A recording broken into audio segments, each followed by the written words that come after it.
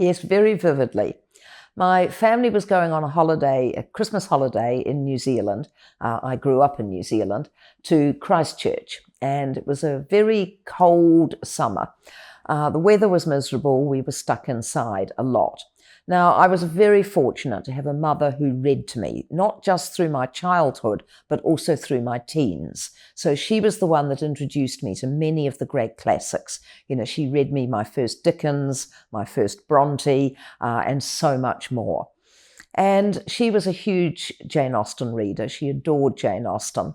And I remember whenever she had to come and pick me up from something and she had to wait for me in the car or whatever, she would have a Jane Austen novel with her.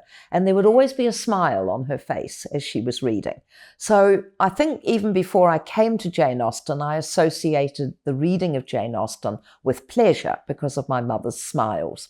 Anyway, one miserable day in Christchurch, she said, "Darling, I think you might be ready for Pride and Prejudice." So she sat on her bed, propped up with some pillows, and I lay along the end of the bed, and she started to read. It is a truth universally acknowledged. And I was hooked from the very beginning. I think, only about 11 or 12 when she was reading it to me. So I didn't appreciate all of the irony in the novel. And sometimes I'd get a bit frustrated because Mum would stop to laugh and I couldn't see what she was laughing at. Now, of course, I know exactly what she was laughing at. But I loved the book. I couldn't wait to find out what was going to happen to Elizabeth and Mr. Darcy. And that started me on my Jane Austen journey. She didn't read me any of the others. I read all the others for myself. And I can't now remember exactly what order I read them in. But before long, my mother and I were just using Jane Austen as a sort of code. You know, she rang me up once and she said, "Oh, darling, Miss Bates is alive and well.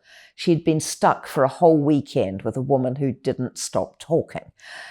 We'd talk about somebody being stingy as a real Mrs. Norris.